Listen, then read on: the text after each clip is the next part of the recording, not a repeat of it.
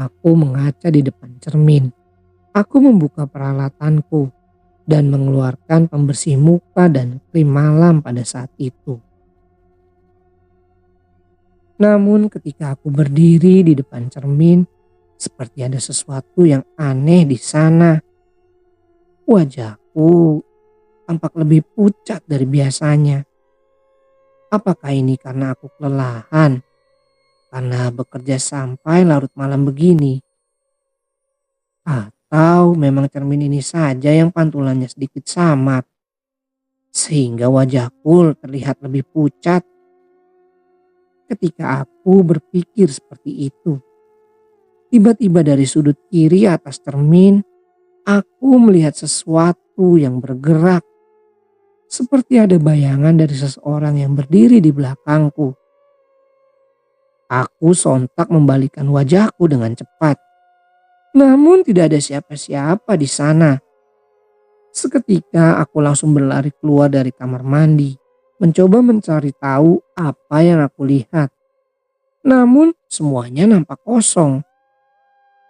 Kamar, ruang tengah, bahkan dapur kecil dekat kamar mandi, semuanya kosong. Aku mengecek seluruh ruangan sambil mematikan api yang menyala di atas kompor. Dengan kondisi waspada, aku hanya bisa menelan ludah dan mencoba meyakinkan diriku bahwa itu adalah pantulan dari sesuatu yang ada di dalam kamar mandi tersebut. Meskipun aku sendiri berpikir bahwa di sana tidak ada benda atau sudut ruangan yang bisa menciptakan bayangan seperti manusia seperti itu. Aku yang awalnya ingin memakai pembersih muka dan krim malamku, secara tiba-tiba mengurungkan niatku dan menutup kaca itu dengan handuk. Namun tepat ketika handuk menutupinya, tiba-tiba ada sesuatu yang bergerak di luar sana. Suaranya terdengar pelan seperti desahan. Namun terdengar jelas seperti seseorang yang menempelkan mulutnya tepat di dekat pintu dan berbicara padaku dari arah luar. "Hei!" Dia hanya mengucapkan satu kata. Namun hal itu cukup untuk membuatku membeku. Seketika tubuhku kembali terdiam. Apa yang terjadi kemarin malam yang sempat terlupakan ketika aku bekerja, kini kembali memenuhi pikiranku. Apalagi ketika tubuhku terdiam dan tidak bisa melakukan apa-apa. Handuk yang menutupi cermin tiba-tiba jatuh ke lantai. Dan seketika membuatku bisa melihat pantulan dari cermin tersebut. Sontak aku langsung memalingkan wajahku ke arah cermin. Dan di sana terlihat sebuah pantulan pelan wajahku yang ketakutan. Namun kali ini ada sesuatu yang lebih parah dan membuatku semakin ketakutan.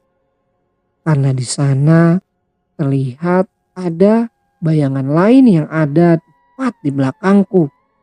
Bayangannya lebih jelas dari sebelumnya. Bahkan aku bisa dengan jelas bahwa ada wajah lain selain diriku dari balik cermin yang aku lihat itu. Terlihat di sana ada seorang anak wanita yang berambut panjang berada tepat di sisi kiri bahuku.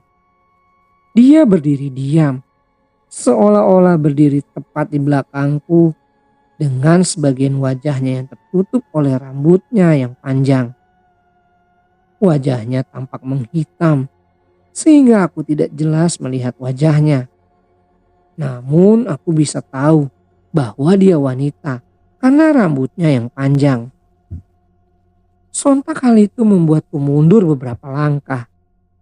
Lututku tiba-tiba bergetar hebat dengan nafasku yang berat. Aku mencoba memahami atas apa yang terjadi. Namun sebelum aku bisa berpikir lebih jauh atas apa yang aku lihat, tiba-tiba aku mendengar suara lagi yang kali ini terdengar lebih keras dari pintu yang tertutup rapat di sana. Terdengar 3 ketukan yang terdengar dari pintu depan. Dan hal itu membuatku tidak bisa bergerak di ruangan tengah. Mataku bergantian memandangi pintu dan cermin yang ada di kamar mandi. Dan tak lama kemudian ketukan itu terdengar lagi. Bahkan kali ini terdengar lebih keras dari biasanya. Selain suara ketukan itu, mendengar suara yang lain, seperti suara di lorong yang nampak hidup. Suara itu terdengar seperti ada beberapa orang yang berjalan hilir mudik di antara lorong panjang yang ada di lantai 3. Mereka seperti berbincang satu sama lain.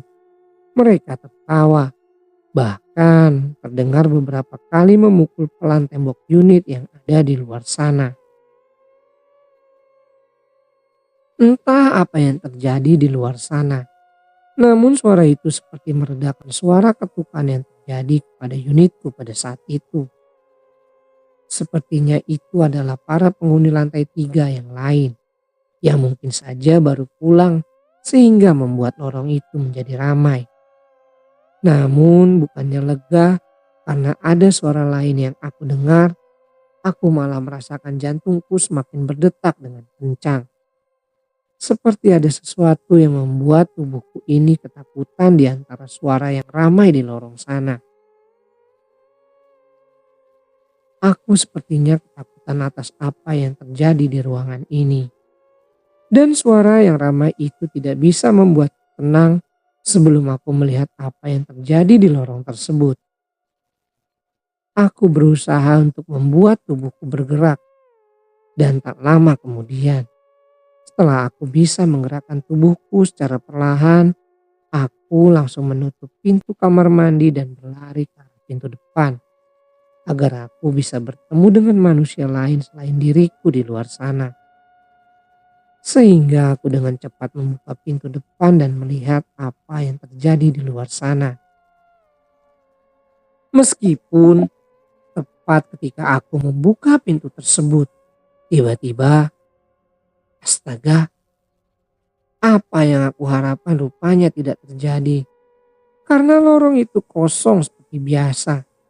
Tidak ada manusia seperti diriku di lantai 3 ini. Bahkan ada sesuatu yang mengejutkan. Yaitu ada sesuatu yang aku lihat tepat di depan mataku pada saat itu.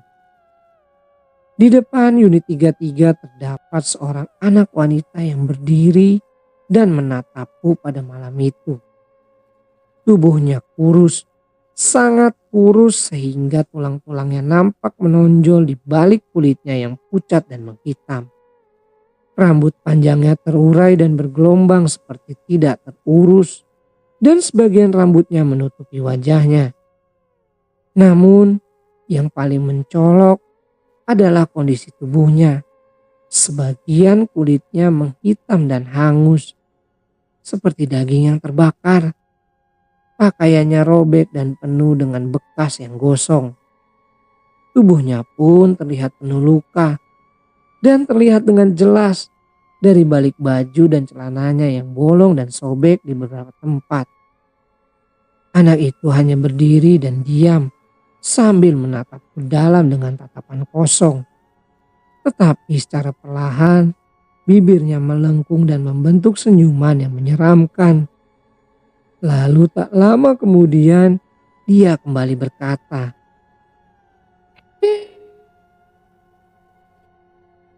suaranya terdengar serak dan suara itu sama seperti suara yang aku dengar dalam beberapa hari ini. Terima kasih sudah menemaniku di lantai ini. Aku tidak kesepian lagi sekarang.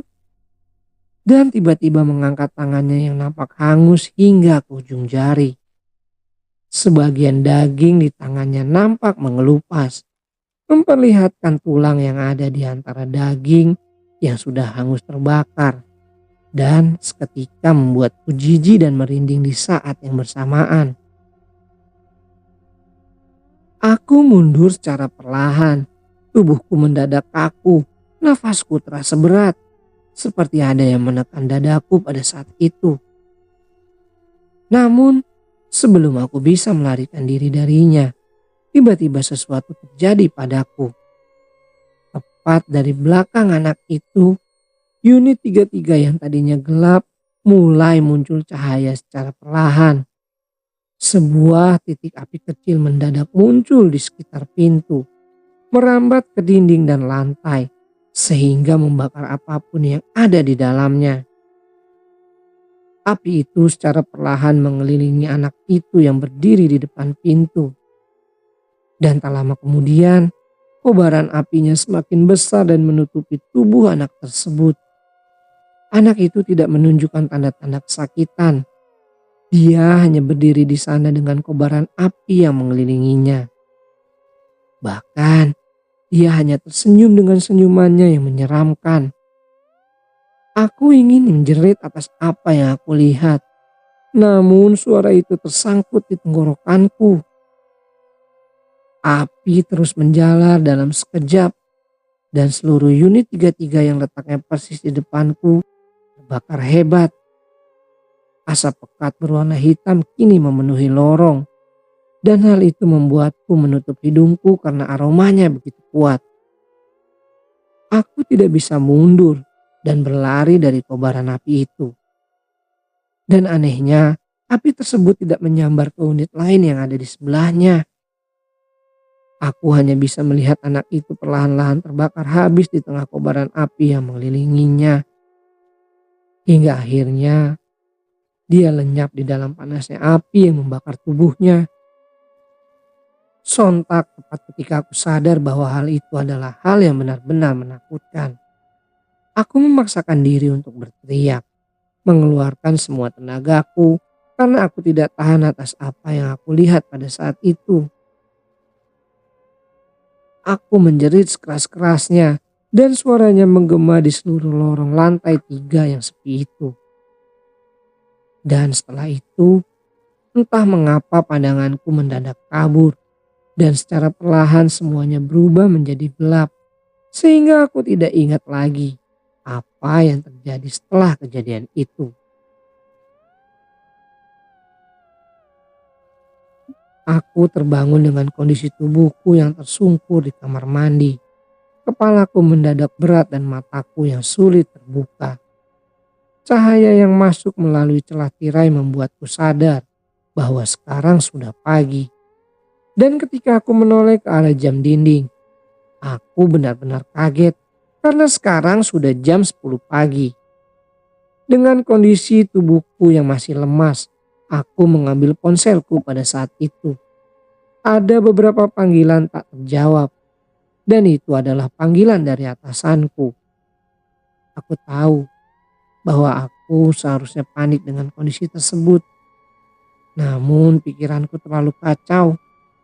Kejadian semalam membuat kepalaku pusing atas apa yang aku alami.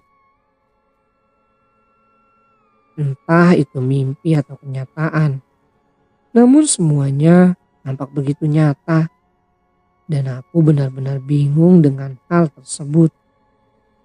Setelah memulihkan diriku, aku menelpon balik atasanku dan meminta maaf atas apa yang terjadi. Aku berkata bahwa aku jatuh dari tangga rusun sehingga aku tidak bisa masuk untuk hari ini.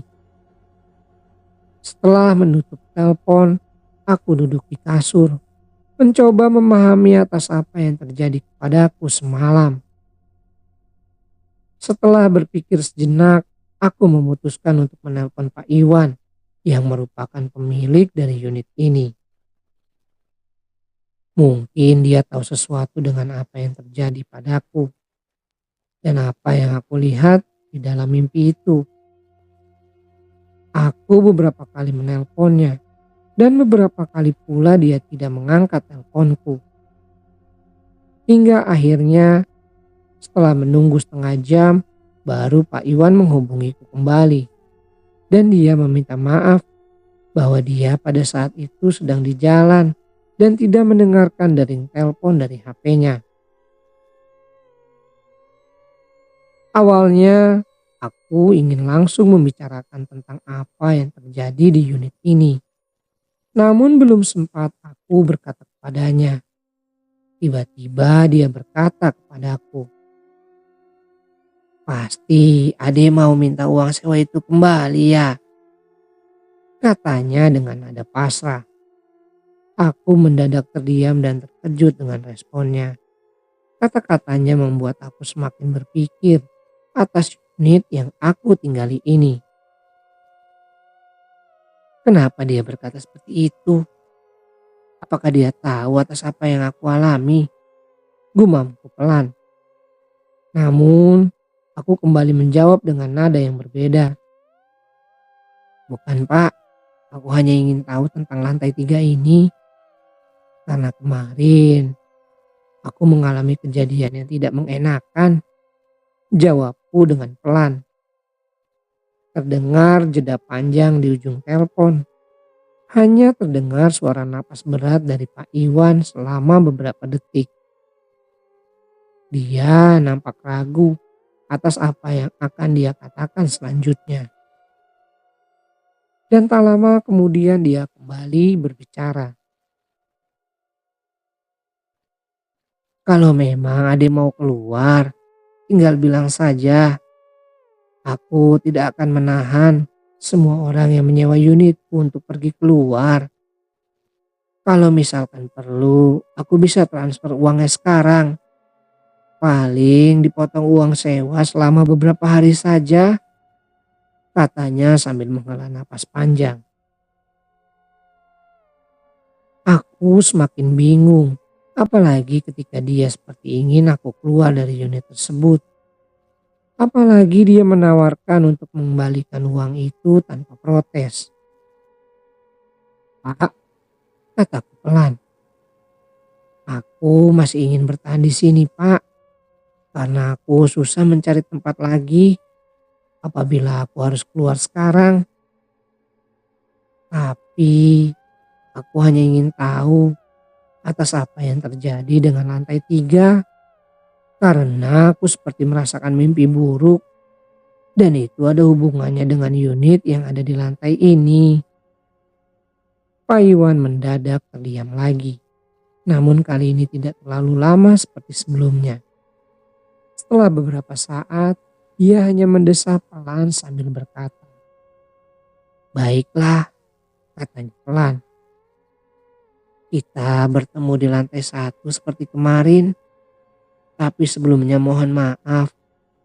Dan kalau misalkan setelah aku ceritakan adik mau keluar, aku hanya bisa pasrah dan mengembalikan uang yang sudah adik transfer."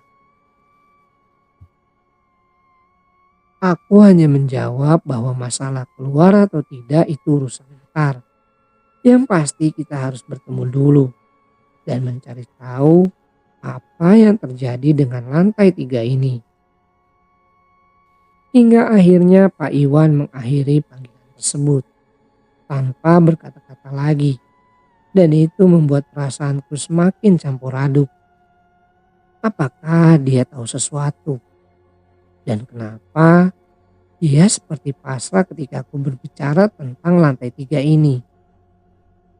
Setelah 1 jam berlalu, akhirnya Pak Iwan kembali datang ke rusun itu. Awalnya aku mengajaknya ke lantai 3 agar aku bisa menunjukkan apa yang terjadi di unit tersebut dan unit 33 yang ada di depannya. Namun lagi-lagi Pak Iwan tidak mau naik ke atas. Malah dia berkata bahwa dia akan menunggu di warung kopi yang ada di dekat rumah susun itu. Aku akhirnya keluar kamar dan mengikuti apa yang dia katakan. Setelah bertemu dengannya, wajah Pak Iwan tampak lebih muram dari sebelumnya. Matanya seperti terus menghindari tatapanku. Dan dia hanya bisa menunduk pelan sambil menyeruput kopi yang ada di depannya. Awalnya aku kembali meyakinkan dirinya bahwa aku tidak akan keluar dari unit itu. Aku hanya ingin tahu tentang lantai 3 dan segala keanehan di dalamnya.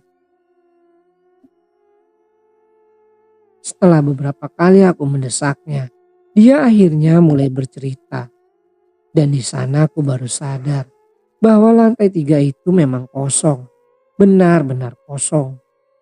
Dan tak ada satupun manusia yang ingin menyewa unit-unit di lantai itu selain aku. Mereka lebih memilih lantai 1 dan 2.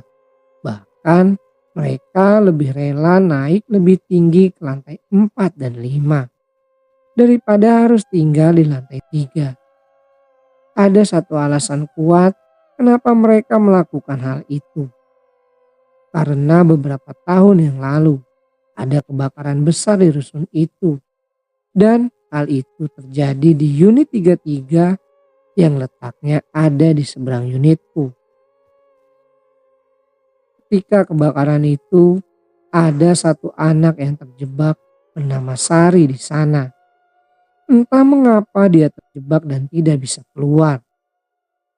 Awalnya para warga rusun menyangka bahwa unit itu kosong karena kedua orang tuanya bekerja. Namun ketika kobaran api melahap unit itu sampai habis, terdengar sebuah jeritan dari dalam sana. Dan ketika mereka mencoba untuk membantunya, hal itu sudah terlambat. Pak Iwan menghela napas ketika menceritakan hal tersebut. Sejak saat itu, lantai 3 jadi angker. Para penghuni yang awalnya menempati lantai 3 seperti keluargaku seringkali diganggu oleh Sari. Dia layaknya anak kecil yang suka mengetuk pintu, berlari di lorong, bahkan suka menampakkan diri di setiap unit yang pernah dia masuki di lantai tersebut. Sehingga para penghuninya memilih pindah lantai dan pindah dari rusun itu, termasuk aku.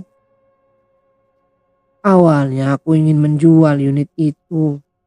Namun karena apa yang terjadi pada saat itu membuat unitku susah terjual dan aku memutuskan untuk menyewakannya. Semua penyewa tidak ada yang lama tinggal di unitku. Bahkan ketika aku memberikan harga yang murah, mereka semua tidak bertahan lama. Semuanya gara-gara Sari yang sering muncul di sana. Dan itu membuat mereka ketakutan, seperti yang adik alami semalam. Aku hanya menatapnya dengan perasaan yang berat. Jantungku berdetak kencang, dan aku hanya bisa diam dan tidak bisa berkata apa-apa. Namun dari sana aku bisa mengetahui semuanya. Dan apa yang aku alami semuanya masuk akal. Mungkin Sari datang karena dia hanya ingin ditemani. Dan dia datang ke unitku hanya berkenalan. Atau mungkin dia tidak sadar bahwa dia bukan manusia lagi. Aku hanya bisa mengangguk pelan. Dan setelah aku mendengar dari Pak Iwan, aku memutuskan untuk melanjutkan menyewa unit itu. Setidaknya hingga akhir bulan ini. Aku kembali menempati unit tersebut. Dan ketika malam tiba, Sari yang diceritakan oleh Pak Iwan kembali muncul dengan tanda-tanda yang sama. Dia akan berjalan di lorong, mengetuk pintu setiap malam, dan mengucapkan, "Hei," kepadaku. Aku lebih memilih untuk menghiraukannya sekarang, meskipun itu mengganggu. Walaupun dia muncul berupa bayangan di cermin, aku lebih memilih untuk memakai cermin kamar mandi pas siang hari. Karena menurutku lebih aman dibandingkan malam hari. Aku mulai bertahan dalam beberapa malam. Aku juga mulai terbiasa dengan langkah Sari di lorong sunyi lantai 3. Namun, meskipun aku berusaha mengabaikan semuanya, ketakutanku tidak sepenuhnya hilang. Aku bertekad untuk terus bertahan setidaknya sampai akhir bulan, di mana aku bisa pindah ke tempat yang baru dan meninggalkan unit yang menyeramkan ini. Tapi, sepertinya aku hanya mampu bertahan hingga minggu kedua. Semakin lama gangguan itu muncul, secara perlahan aku merasakan lelah secara fisik dan mental. Bahkan hal itu berimbas dengan pekerjaan di kantor. Aku yang tidak bisa tidur membuatku telat bangun dan terlambat bekerja. Sehingga konsentrasiku terpecah antara pekerjaan dan kejadian aneh yang ada di unit itu. Memasuki minggu ketiga, ada sebuah panggilan dari atasanku yang bisa menjadi alasan bagiku untuk pergi dari unit ini. Aku dipindahkan ke salah satu kantor cabang di Pandeglang. Hingga tanpa pikir panjang, aku langsung menerima hal tersebut. Dan ketika aku memberitahukannya kepada Pak Iwan, aku bisa meninggalkan unit tersebut tanpa ada rasa bersalah kepadanya. Aku meninggalkan unit itu dan tidak pernah kembali hingga saat ini. Aku juga tidak pernah mencari tahu apa yang terjadi setelahnya. Karena setelah aku bertugas di Pandeglang, aku dipindahkan lagi ke Jawa Timur hingga hari ini. Namun, meski sudah bertahun-tahun berlalu, ingatan tentang unit itu tetap melekat di benakku. Dan kadang-kadang, di dalam heningan malam, aku masih bisa mendengar suara langkah kecil dan ketukan di pintu. Meskipun itu hanya perasaanku saja.